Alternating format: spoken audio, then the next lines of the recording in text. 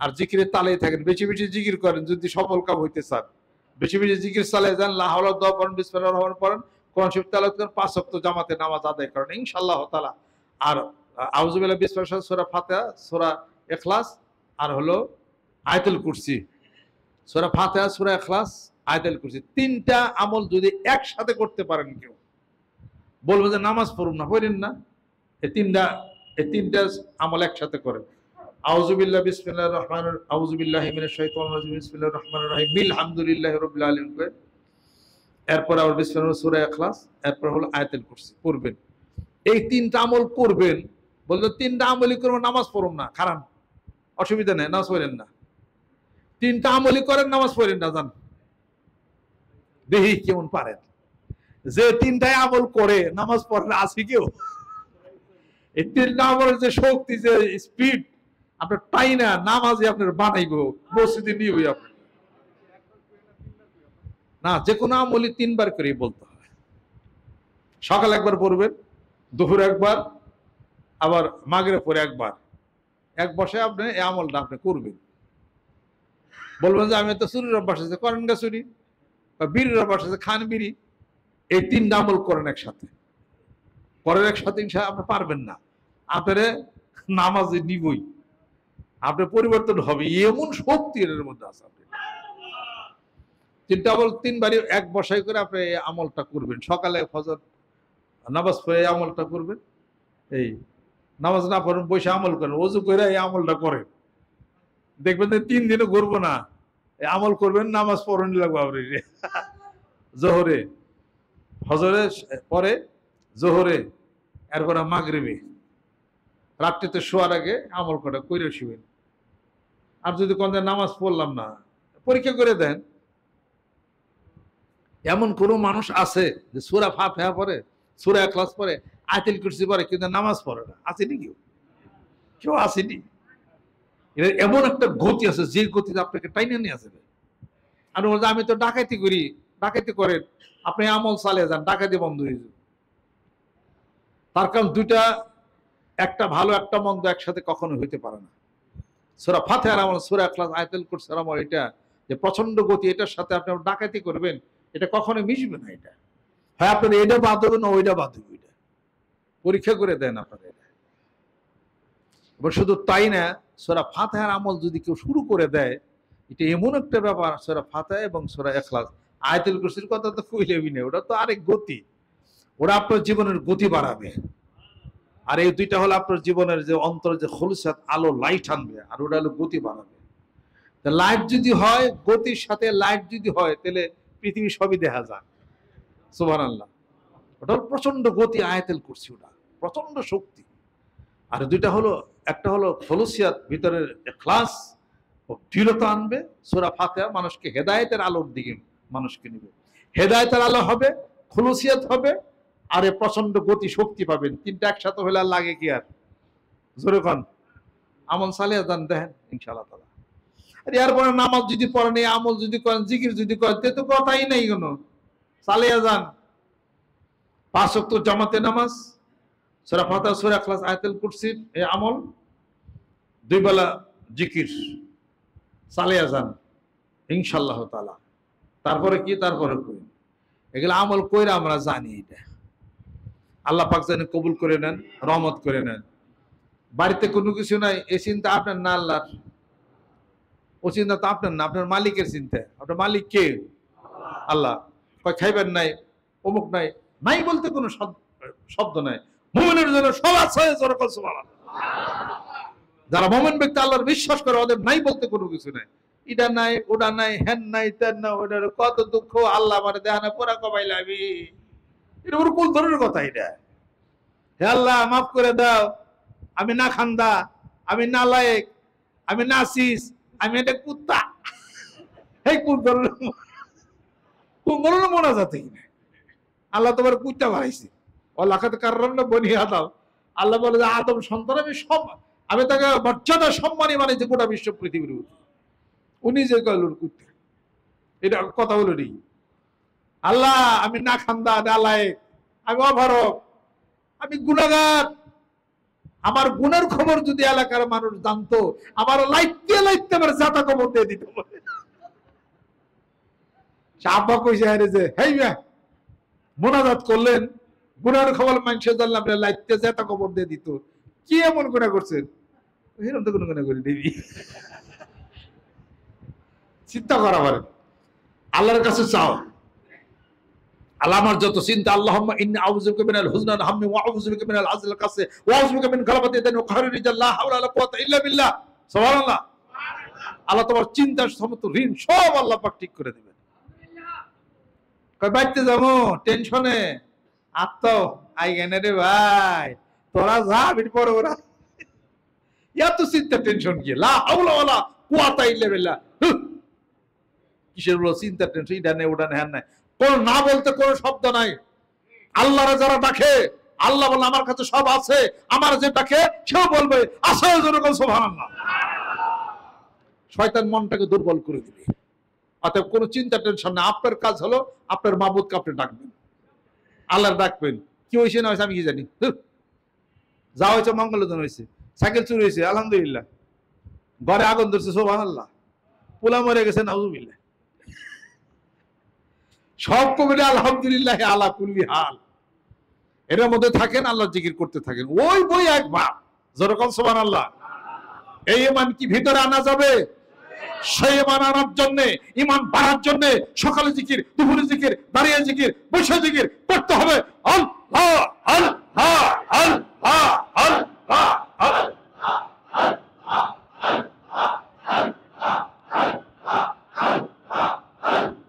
লা ইলাহা ইল্লাল্লাহ মুহাম্মাদুর রাসূলুল্লাহ। আলেমরা যদি আমাকে দোয়া করেন, দোয়ার কায়দা হেরা জানে। যারা আলেম না তারা তো দোয়ার কায়দা জানেন না। তারা কি করবেন, আল্লাহ আমার পীরে রে অমুকটা তমুক খানতানি করো। তারা তো কোরআন হাদিসের দোয়া মুখস্থ করছে, তারা এই দোয়াগুলো মুখস্থ করেন। আপনি যদি জীবন ভরা যদি করেন যে আল্লাহ তোমার সমস্ত প্রশংসা তোমার জন্য, আমার আল্লাহ সব দিবে কথা ঠিকই, আমি এত বড় মৌলানা আলেম না, সকাল থেকে সন্ধ্যা পর্যন্ত কোন আপনি আল্লাহ তোমার প্রশংসা করি, তুমি অনেক বড়, সকাল থেকে সন্ধ্যা পর্যন্ত কর, কোনো দলিল দিতে পারবেন না যে এটা সব হবে। দলিল এটাই দিতে পারবেন আপনি যখন বলবেন আলহামদুলিল্লাহ, আরবিতে উচ্চারণ করতে হবে সুবহানাল্লাহ, আল্লাহু আকবার, আল্লাহ সবচেয়ে বড়, সমস্ত প্রশংসা আল্লাহর জন্য, শব্দ বলতে হবে আলহামদুলিল্লাহ বলতে হবে। আর যদি তাই হইতো, বাংলা উচ্চারণ করে যদি সব হইতো, তাহলে সূরা ফাতিহা বাংলায় তাফসীর করতো আর নামাজ পড়তো 2 রাকাত করে, তা হইব নি? জোরে কর আল্লাহুম্মা ইন্নী আউযু বিকা মিন আযাবিল কবর, এইভাবেই পড়তে হবে। আল্লাহুম্মা আনিস ওয়াহশাতি ফি কবরি, এইভাবে আরবিতে এমনি পড়তে হবে। আল্লাহুম্মা আজিরনা মিনার, এমনি পড়তে হবে। আল্লাহুম্মা ইন্না নাসআলুকা জান্নাতা ওয়া নাউযু বিকা মিনান নার, এটাই পড়তে হবে। এটা যদি কেউ পড়ে, জান্নাত আল্লাহর কাছে যায় বলে হে আল্লাহ একটা আবেদন, কি আবেদন? দুনিয়ার অমুক মানুষ, আমি জান্নাত আমারে চায়, আল্লাহুম্মা ইন্না নাসআলুকাল জান্নাতা, আমারে চায়। ঠিক আছে, তুমি যাও তার কাছে, সুবহানাল্লাহ। পড়তে তো হবে এটা। তা আপনি কইবেন আল্লাহ আমি জান্নাত চাই, যেমনে আসা আল্লাহ পাক বলছেন, রাসূল বলছেন, আরবিতে অমনি বলতে হবে। আপনি এই জিনিসটা কে জানে? ওলামা একরাম সবচেয়ে ভালো জানেন, জোরে কোন সুবহানাল্লাহ, ভালো জানেন।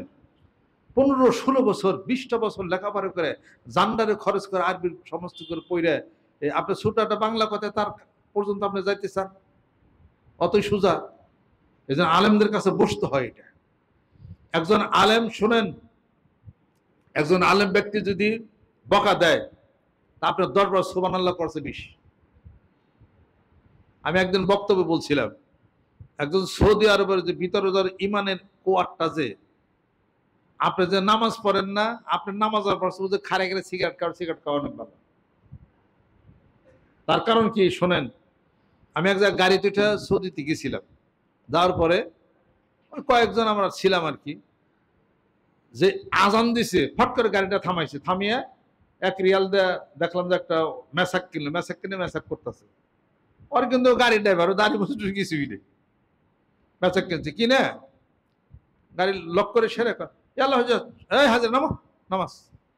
আমাকে ডাক দেয় কান্ডাদের ব্যক্তি মসজিদে নিয়ে গেল। বাংলাদেশে পারবেন আপনি এটা? আপনি পারবেন? কখনোই পারবেন না। লক্ষ লক্ষ টাকা আজান দিয়েছে, আল্লাহ আকবার আল্লাহ আকবার, শুরু হয়ে গেছে, পট করে ডাইকে থুয়ে যায় নামাজে খাড়া হয়ে গেছে। আপনি পারবেন? ওদের কিছু কিছু কাজ যায় ইমান প্রবৃদ্ধির এমন সমস্ত কাজ যেগুলো অগলে প্যান্ট শার্ট পরে খাড়েও যদি থাকে, আপনি তাহাজ্জুদ পড়েন, তাও ওইটার চেয়ে ওটার দাম বেশি। একজন আলেম ব্যক্তি আপনার রাগ করছে বা একটা থাপড় দিচ্ছে, এই মিয়া গোনা মাফ হয়েছে, মিয়া তোমার কি, তুমি তো কর বাসায় পাওয়া দিয়ে পারো না, ভাল আছে কে পারো? তার জীবন দেখি না, সে তো এত বছর ধরে পড়াশোনা করে ইটি করে কতবার সে সাল্লাল্লাহু আলাইহি সাল্লাম বলছেন, হাদিস শরীফ পড়ছেন, তোমার জীবনে তো একবার পড়ো না তুমি।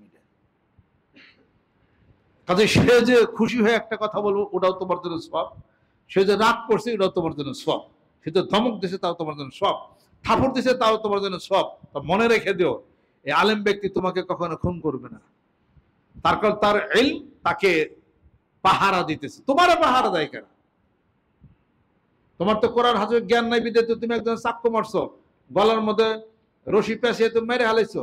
এক লোকের কথা শুনলাম, রাগ করছে, রাগ হয়ে বউরে তার আছে না কারেন্টের তার, তার গলার মধ্যে পেঁচিয়ে বউ মেরে হালাইছে। পর জিজ্ঞেস করলাম যে আপনি কি মাদ্রাসায় পড়ছেন না? কেন মাদ্রাসা পড়ি নাই তো। মনে মনে ভাবলাম এর লিখিত অবস্থা, যদি আলেম হইতো তাহলে পরে বউরে কিছু মারতো, যেহেতু সূরা নিসা পড়ছে। আর সে কি করছে, বউরে গলা পেঁচিয়ে বড় মাইরি হেলেস। এটা কোন কোথায় আছে? এটা বাড়ি দিছে মরে গেছে, ভাই ভাইয়ের বাড়ি দিছে মরে গেছে, চাষা বাসের বাড়ি দিছে মরে গেছে। এক ভাই মদ খাইছে, মদ খাইছে আরেক বাইরে খুন করে আলিস। একজন আলেম ব্যক্তি কি তাই করে? সে যদি ধমকও দেয়, একটা থাপড়ও যদি দেয়, কিন্তু তোমার খুন করবে না, এটা মনে রেখে দাও। সে তোমাকে মারবে না, খুন করবে না, অন্ততপক্ষে এইটাই নিশ্চিত। সুবহানাল্লাহ। আর সে নেশা করে তোমাকে যে মারবে, খুন করবে, এটাও সে করবে না। এটা অতএব একজন আলেম ব্যক্তির সাথে সম্পর্ক রাখো, ওঠা চলাফেরা করো, তার সম্মান করো, তার শ্রদ্ধা করো, দেখবা যে তোমার জীবনের অনেক অনেক আল্লাহ পাক তারাক্কি এনায়েত করছে। সুবহানাল্লাহ। আলেম ব্যক্তিকে তার এলেমে পাহারা দিবে, যিনি আলেম না তারে পাহারা দিবে কে? এই জন্য তার উচিত আলেম ব্যক্তির সাথে সম্পর্ক একদম পীর শাইখের কাছে বায়াত মুরিদের সম্পর্ক কইরা সে যেমনে চালায় হে জানে হেমনে চলে। নাহলে তার ভিতরে যে ই আছে, যে আমিত্ব আছে, নফস আম্মারা আছে, সে গুনার দিকে তখন চলে যাবে। তার পিছনে একটা খোঁটার সাথে তার রশি দেয়া বাঁধতে হবে। এই বান্দাটার নামই হলো বায়াত। জোরে বল সুবহানাল্লাহ। কেমনে বান্দা শোনেন, আমি বলি, এখানে আমার পিতা জীবিত থাকতে আপনাদেরকে বলছে কোন কোন ব্যক্তির বউ কিলাও, শুনেন নাই ওয়াজে? অনেকে আতটাইছিলেন বউ কিলাই, তারপরে যখন আপনাদের বান্দা হয়েছে রশি দিয়া, বউ মাইরো না, অনেকে মারে। এটা কি একজন আলেম ব্যক্তির কওয়া লাগে নাকি? কওয়া লাগে না, কারণ তারা কোরআন হাদিস জ্ঞান থাকার কারণে বউর তারা মারেই না, তার এলেমে তাকে পাহারা দিছে। আপনাদের কারা পাহারা দিল? আপনি বায়াত মুরিদ হয়ে গেলেন, এরপরে আপনি বউ মারেন না, তার আগে মারতেন, অহন মারেন না, তাই তো কথা? তাহলে এই যে জীবনের পরিবর্তন, এই যে আপনার রশি দেয়া বাঁধলেন একটা মানুষের সাথে, শক্তিশালী মানুষের সাথে আপনি নিজের জীবনকে বাঁধতে হয়। তাহলে আপনি পীর শাইখ বলবে দুবেলা নামাজ পড়ো, জিকির করো, হারাম খাও না, বউ মারো না, তার অন্য অত্যাচার করো না, এগুলো তো রশি দেয়া বাঁধলেন। এখন আপনি ইনশাআল্লাহ তাআলা শয়তান আপনাকে নিতে পারবে না। জোরে জোরে কোন সুবহানাল্লাহ। আর এই সবক মাহফিলে আপনারা আসছেন, বাধ্য হয়ে আসছেন। যদি সম্পর্ক না থাকতো, বায়াত না থাকতো, তাহলে কি আসতেন? আসার পরে গতকাল থেকে এই পর্যন্ত যা কিছু শিক্ষা বিধান কিছু যা হয়েছে, তাতে জীবনের উপকার হয় নাই, ভালো লাগতেছে না, কথা ঠিক কিনা? আমরা কি মারামারি শিখাই, না খারাপ কোনো কিছু শিখাই, নাকি দেশদ্রোহীতে শিখাই, নাকি জঙ্গিবাদ শিখাই? তাহলে আপনার সাথে আমার সম্পর্ক হলো আত্মার সম্পর্ক। এই আত্মার সম্পর্ক থাকার কারণে হাসরের ময়দানে হয়তোবা মান তাসাব্বা বিকওমিন ফাহুয়া মিনহুম, এই আল্লাহর আশিক পাগলেরা জান্নাতে যাবে, সাথে আপনিও জান্নাতে যাবেন। জোরে জোরে কোন সুবহান। সকলে গায়ে গায়ে ডাইন হাত ধরে গুনাহ জান্নাত। আউযু বিল্লাহি মিনাশ শাইতানির রাজিম। बिस्मिल्लाहिर रहमानिर रहीम। तौबा किया मैं सब बुरी बातों से और सब बुरे कामों से और बैत किया ऊपर हाथ मोहम्मद मंजरुल इस्लाम सिद्दीकी खलीफा अलहाज हजरत मौलाना मोहम्मद अजहरुल इस्लाम सिद्दीकी साहिब के आई मेरे मौला इस तौबा और इस बयात कबूल फरमा। শোনেন, জিকির একটা পদ্ধতি আমি বলি। দীর্ঘ সময় জিকির যদি করেন তাহলে এভাবে করতে হবে, আল্লাহ আল্লাহ আল্লাহ আল্লাহ আল্লাহ আল্লাহ আল্লাহ আল্লাহ। তাহলে এই জিকিরটা আস্তে আস্তে হবে, পরে জোর হবে, শক্তি পাবেন। আর যদি জোরে করেন তাহলে অল্প সময়ের মধ্যে গলা কণ্ঠ আপনার শক্তিটা নষ্ট হয়ে যাবে। আল্লাহ আল্লাহ আল্লাহ, এটা হলো শখের জিকির। মানে আমরা শখের ধান কাটতেছি, তোরা আহিস। কথা খেয়াল করছেন? কথা খেয়াল করছেন? আর হলো জজবার জিকির, আল্লাহ আল্লাহ আল্লাহ আল্লাহ আল্লাহ করছেন। অনেক গুটা মারে রোজ আটকে যায়, রাস্তা ক্লিয়ার হয়ে গেল। এই বুঝে বুঝে জিকির করতে হবে জিনিসটা। আর একদল জিকির করে কেমনে, তালে সালে জিকির করে আল্লাহ আল্লাহ আল্লাহ, পিছন দেখো আল্লাহ আল্লাহ আল্লাহ। আপনার কান নাই যে আপনার আগের জিকিরটা কেমন হইতেছে? কানের সমস্যা যারা, তারা হলো জিকিরের সমস্যা করে। তারা জিকির যেভাবে চালিয়ে করতেছে, আপনি লম্বা করে টানতেছে কি করো? ওর সাথে চালিয়ে জিকির করেন, চালিয়ে জিকির করে আপনি জিকিরটা শেষ করেন না। ওর দিকটি চালিয়ে করে, ওর দিকটা করে আল্লাহ আল্লাহ। কত যে ধ্যানে খেলে উনি পৌঁছে গেছে, ওনার ধ্যান খেলে সে তারা পারা যাইতেছে না। জিকির লম্বা করে টানেন কি করবার লিগে? সবাই একভাবে একশো। যারা সামনে জিকির করে তাদের জিকিরটা পিছনওয়ালারা খেয়াল করবে, তাই তো কথা। সামনে হয়তো একটু জজবাদের জিকির করতেছে, তাই না? আপনি পিছন থেকে আল্লাহ, আরে সামনের মানুষটা জিকির করলেন, নষ্ট করলো রে, আপনি আর লম্বা করে শুরু করে দিলেন, তো জিকির ব্যক্তি নষ্ট হয়ে গেল। এরা জোরে চালে জিকির করতেছে, ওই জজবার মধ্যে আপনি জিকিরটা সারা করে দেন। এই সিস্টেমে জিকির করতে হবে নাকি করে? আর যদি 8-10 জন মিলে মানুষ মিলে যদি অনেক দীর্ঘক্ষণ জিকির করে, তাহলে আস্তে আস্তে অনেকের আবার জিকির এটা করবেন। জিকির মতো একটা জজবা না হলে তো মজা পাবেন না। এটা লম্বা লম্বা টানতে টানতে কি আল্লাহ আল্লাহ আল্লাহ আল, এই জিকির কোনো জজবা হবে না। এটা কোনো জজবা না। এটা জিকির যারা করেন তারাও লক্ষ্য করবেন, যারা করেন এরাও লক্ষ্য করবেন। চকের জিকির আছে, জজবা জিকির আছে, কন্যা জিকির আছে, বিভিন্ন পদের জিকির আছে। না অনেক আরেকদিন কো যে বিভিন্ন পদের জিকির কথা কথা। যাই কিছু হোক, জিকির উচ্চারণ সহি ভালো মতো স্পষ্ট করে এমন ভাবে জিকির করবেন, ওটার উচ্চারণটা এটা বোঝা যায় না। তাহলে উচ্চারণ করে তো আপনাকে ভালো সুন্দর করে করতে হবে।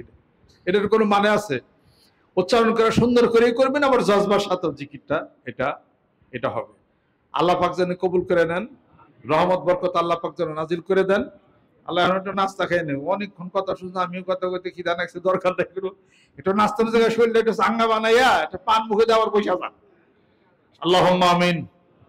রব্বানা আতিনা ফিদ দুনিয়া হাসানা ওয়া ফিল আখিরাতি হাসানা ওয়া কিনা আযাবান নার। আল্লাহ মাফ করে দাও, আল্লাহ কবুল করে নাও, আল্লাহ মেহেরবান হয়ে যাও, আল্লাহ সুস্থতা ইনায়েত করে, সকালে হায়াত তুমি বেশি বেশি বাড়ায়া দাও। আবু বকরের মতো দানবীর বানায় দাও, ওসমান গনির মতো আল্লাহ তুমি ধনী বানায় দাও, রহমত বরকত নাজিল করে দাও। আল্লাহ সবক মাহফিলকে কবুল করে নাও। রাস্তায় যারা আজকে আসতেছে আল্লাহ সহি সালামত মতো দরবার থেকে পৌঁছে দাও।